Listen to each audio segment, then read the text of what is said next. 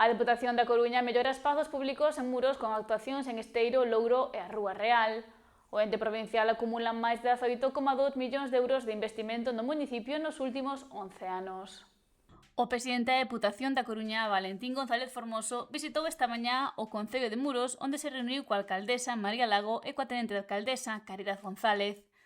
Abordaron diferentes cuestións como os principais investimentos que a institución provincial impulsa no municipio. Ademais, González Formoso coñeceu sobre o terreo algunhas das actuacións máis recentes, como a realizada na Rúa Real na segunda fase da súa humanización. Acabamos de comprobar aquí in situ coa alcaldesa e coa teniente alcalde e coa corporación municipal pois como as inversións que a Deputación facilita e os recursos que esta traslada aos concellos da provincia se materializan pois, en aumentar a calidade de vida, a calidade urbanística, sobre todo os cascos históricos, como neste caso, onde con unha inversión de algo máis de 200.000 euros pois somos capaces de iniciar unha senda de peatonalización, de mellora na accesibilidade, de mellora estética, como merece o casco histórico de Muros. Non?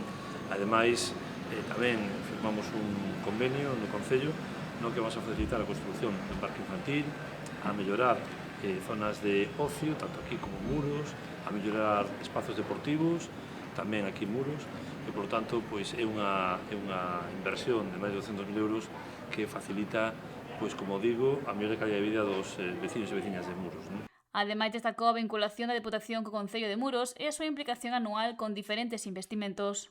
Igual que co resto dos concellos da provincia, sobre todo os máis pequenos, onde dependen basicamente a hora de invertir os recursos que lle transfire a Deputación a través do Plan Único. Non?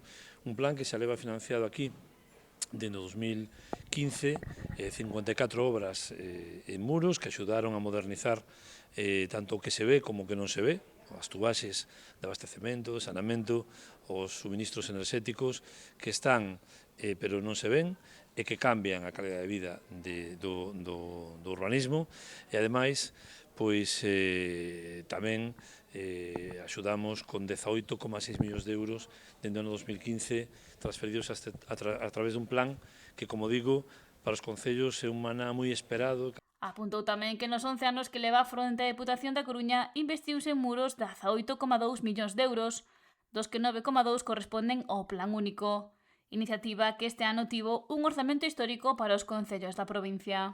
160 millóns de euros, cando arrincamos no 2015 con 24 millóns e medio de euros. Non? Por tanto, o esforzo que facemos por transferirlle recursos económicos aos concellos é xigantesco, non? Que esperemos que siga outros 10 anos máis como mínimo. Non? A transferencia destes recursos para os concellos máis pequenos teñen doble valor, non? Porque eles teñen as mesmas aspiracións legítimas que calquer concello superior e de maior orzamento da provincia, non? Pero teñen dereito a soñar, a mellorar a calidade de vida dos veciños e veciñas. E creo que os cartéis da Deputación conlevan eso, conlevan que de forma obxectiva, sin partidismos, sin política de baixa calidade. O presidente da Deputación e a alcaldesa Murada asinaron un convenio para construir un novo parque infantil en Esteiro e acondicionar a zona deportiva de xogos de Louro, proxectos nos que se investirán máis de 246.000 euros. Toda unha sorte poder contar con esta financiación a maiores